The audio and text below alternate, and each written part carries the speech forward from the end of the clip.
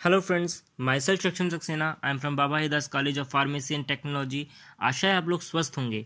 पिछली वीडियो में हमने पढ़ा था ग्रिफिथ का एक एक्सपेरिमेंट, यानी कि एक डिबेट चल रही थी कि डीएनए जेनेटिक मटेरियल है या प्रोटीन। ये डिबेट आज नहीं चल रही है। आज तो हमको पता है कि डीएनए ही जेनेटिक मटेरियल है, लेकिन ये बात बहुत पुरानी है, 1925 के आसपास की। मैं बात कर रहा हूँ उस समय की, जब साइंटिफिक कम्युनिटी में सबसे इंपॉर्टेंट यही क्वेश्चन हुआ करता था कि डीएनए जेनेटिक मटेरियल है या प्रोटीन। और कुछ साइंटिस्ट का तो ऐसा भी कहना था कि आरएनए भी जेनेटिक मटेरियल हो सकता है क्या।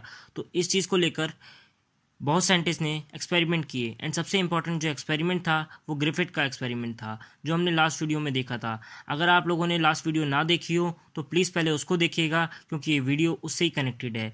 जब तक आप उसको नहीं देखेंगे तो ये अच्छे से समझ नहीं आएगा। तो दोस्तों, उस वीडियो में ये बताया गया कि किस तरीके से स्ट्रेप्टोकोकस निमोनी का इस्तेमाल करके ग्रिफिथ ने उसकी दो फॉर्म का यूज़ किया। उसकी जो दो फॉर्म थी वो थी S form and R form. जो एस फॉर्म थी वो वायरुलेंट थी, वो अपने अंदर वायरुलेंट कैरेक्टरिस्टिक्स को कैरी करती थी। मतलब एस फॉर्म जो थी वो डिजीज़ कॉजिंग थी, एंड जो आर फॉर्म थी वो ए वायरुलेंट थी और वो डिजीज़ कॉज नहीं करती थी। मतलब आर फॉर्म जब हम इंजेक्ट करते हैं, आर स्ट्रेन को जब हम इंजेक्ट करते हैं माइस के अंदर, तो उसकी डेथ नहीं होती है। लेकिन जब हम एस स्ट्रेन को इंजेक्ट करते हैं माइस के अंदर, सो वो जाकर डिजीज़ कॉज करता है, क्योंकि वो वायरुलेंट कैरेक्टरिस्टिक्स को कैरी करता है एंड माइस की डेथ हो जाती है। ग्रिफिथ ने क्या किया था दोस्तों, जो एस स्ट्रेन था उसको उसने टेस्ट ट्यूब में लेकर हीट कर दिया था। It means it become heat kill S strain. And जब इसको इंजेक्ट किया उसके अंदर, उसने माइस के अंदर, तो उसमें डिजीज़ कॉज नहीं हुई। सो इसका मतलब क्या हुआ कि बैक्टीरिया डेथ हो गए थे उसके अंदर और उसने जाकर डिजीज़ कॉज नहीं करी। मज़ेदार बात ये थी कि जब उसने हीट किल एस स्ट्रेन के साथ एक लाइव आर स्ट्रेन को ऐड कर दिया, मिला दिया, जिसमें लिविंग कौन है, सिर्फ आर फॉर्म, और डेड सस्पेंशन किसका है, हीट किल एस का। तो ये आर फॉर्म थी वो ट्रांसफॉर्म हो गई, बदल गई किस में, एस फॉर्म में।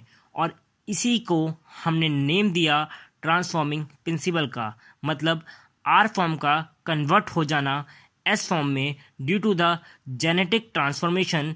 ठीक है, इसको हम कहते हैं ट्रांसफॉर्मिंग प्रिंसिपल। जब उसको हमने इंजेक्ट किया माइस के अंदर तो उससे माइस की डेथ हो गई। सो ग्रिफिथ ने उसको कैसे एक्सप्लेन करा, आप लोगों को तो पता ही है।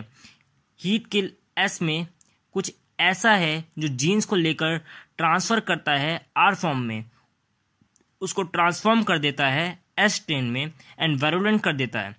हमको नहीं पता कि वो क्या था, डीएनए था, आरएनए था, प्रोटीन था या पॉलीसेक्राइड थे, लेकिन हीट करने के बाद हमको ये ज़रूर पता है कि जो प्रोटीन्स होते हैं वो पूरे के पूरे डीनेचर्ड हो जाते हैं, पूरे के पूरे ख़त्म हो जाते हैं। ठीक है, लेकिन बॉइलिंग टेम्परेचर पे भी हमारा जो डीएनए होता है वो पूरी तरीके से डिसरप्ट नहीं होता है, पूरी तरीके से ख़त्म नहीं होता है। ठीक है, उसके जो दो स्ट्रेंथ हैं वो अलग हो जाते हैं लेकिन ख़त्म नहीं होते हैं। ग्रिफिथ के हिसाब से डीएनए जेनेटिक मटेरियल था, बट जब साइंटिफिक कम्युनिटी ने उसकी बात को पूरी तरीके से नहीं माना, then after the very hard work of 3 other scientist, Avery MacLeod and McCarty, 1944 में इनकी बहुत एक्सपेरिमेंट करने के बाद इन्होंने ये प्रूव किया कि डीएनए ही जेनेटिक मटेरियल है। तो इनका जो फर्स्ट एक्सपेरिमेंट था उसमें इन्होंने हीट किल एस था जो सॉल्यूशन में, उससे इन्होंने पॉलीसेक्राइड, प्रोटीन, आरएनए, डीएनए सबको अलग अलग प्योरीफाइड किया, आइसोलेट किया। एंड प्योरीफिकेशन टेक्निक उस टाइम एडवांस नहीं थी, बट इन्होंने ट्राई करा। एंड देन अब यदि प्रोटीन जेनेटिक मटेरियल है, सो जब आर फॉर्म के साथ मिक्सअप करेंगे हम प्योरीफाइड प्रोटीन को और माइस के अंदर इंजेक्ट करेंगे तो उसकी डेथ हो जाएगी। ठीक है, क्योंकि वो क्या करेगा, प्रोटीन ट्रांसफ़र करेगा जीन्स को।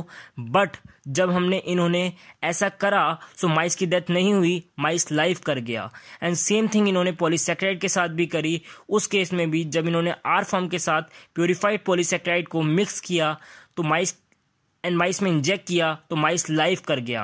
एंड देन आरएनए के साथ भी इन्होंने सेम थिंग करी, प्योरीफाइड आरएनए को इन्होंने ऐड किया, मिक्सअप किया लाइव आर फॉर्म के साथ, एंड देन उसको माइस में इंजेक्ट किया तो माइस जो था वो लाइव कर गया, माइस की डेथ नहीं हुई। ठीक है, लेकिन but in the case of DNA, जो डीएनए को प्योरीफाइड करा इन्होंने और आर फॉर्म के साथ मिक्सअप करके एंड जब माइस में इंजेक्ट किया तो माइस की डेथ हो गई, माइस मर गया, चूहा मर गया। So it means that DNA ही जो वायरुलेंस कैरेक्टरिस्टिक्स है वो कैरी करता है और आर फॉर्म को ट्रांसफॉर्म कर रहा है एस फॉर्म में।